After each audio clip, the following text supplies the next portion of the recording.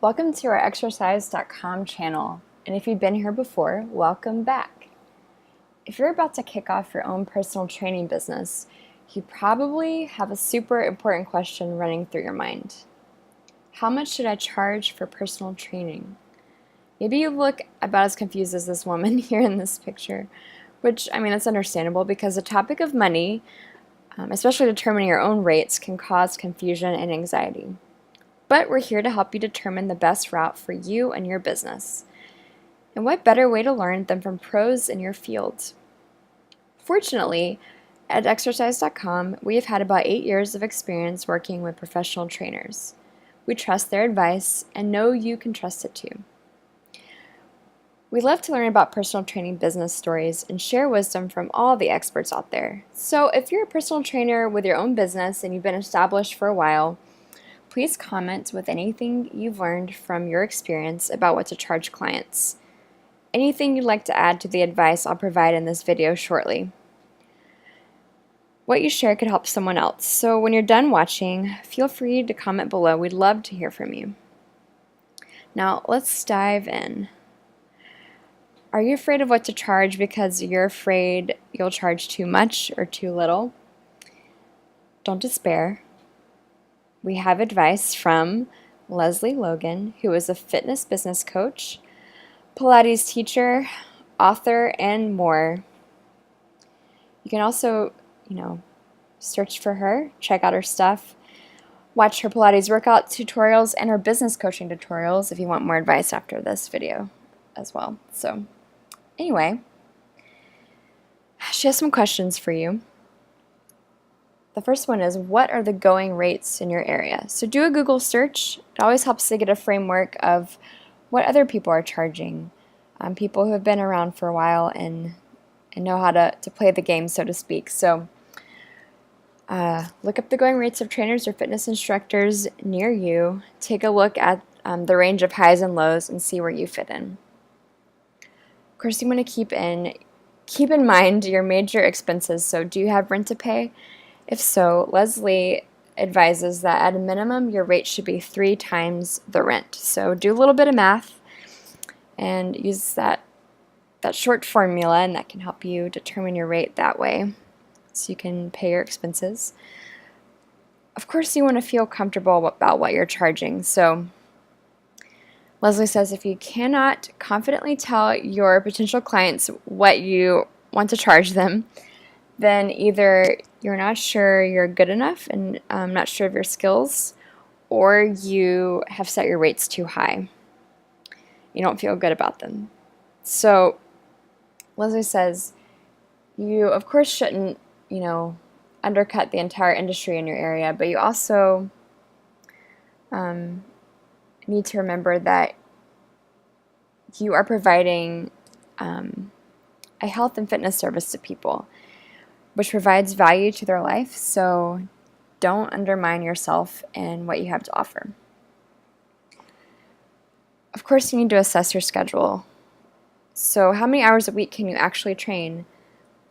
Think about that and think about how much money you need to make in a year or a month or a week, and put those things together, and that will help you determine what to charge. So there we go, ladies and gentlemen. That's from Leslie Logan. Our next professional whose advice is also helpful is a guy named Richard Wilcock. And Richard is first concerned with proximity. He says that this question is, of course, a difficult one to answer because it varies with everyone, especially because depends on where you're based. He says he is a personal trainer based out of the northern part of England, and because he's out there, he has a lower cost of living than he would if he were living in London.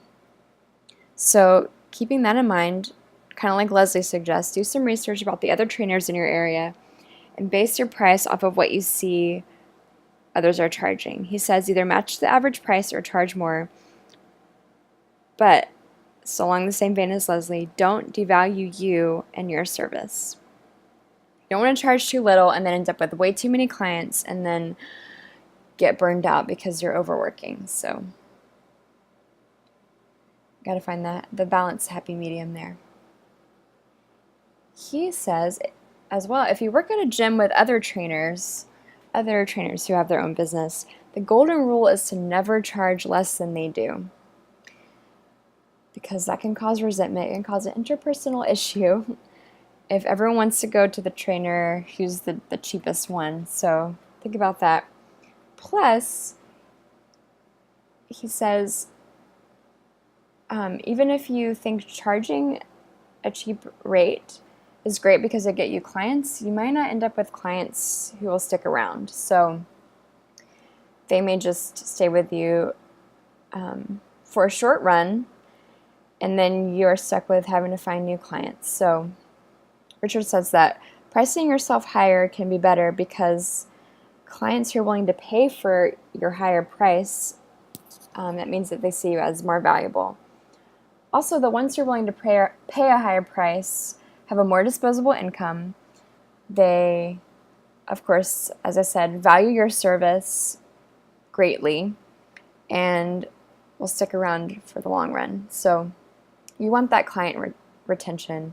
You want to have people you can see for as long as possible and help them and get that regular, consistent income. So that's Richard Wilcock. Do a Google search for him. If I didn't mention before, he's a personal trainer, certified strength and conditioning specialist, and owner of his own personal training studio, which is Flagship Fitness. You can also find his advice on several publications out there. So, hope you've been taking notes on how much to charge as a personal trainer. And once you've taken those notes, let's move on to one more piece. For those of you with a personal training business ready to take things a step further, visit exercise.com/business, where you can request a demo. You can see this little request a demo box here. Request a demo of our online personal training platform to see how you can take your business to the next level. Our advanced software and powerful workout technology helps you manage clients more easily, increase your income, and much more.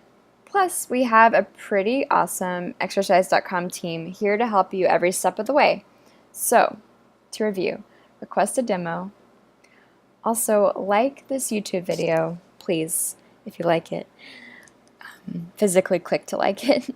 Subscribe to our channel and comment below with any extra advice on how much to charge as a personal trainer.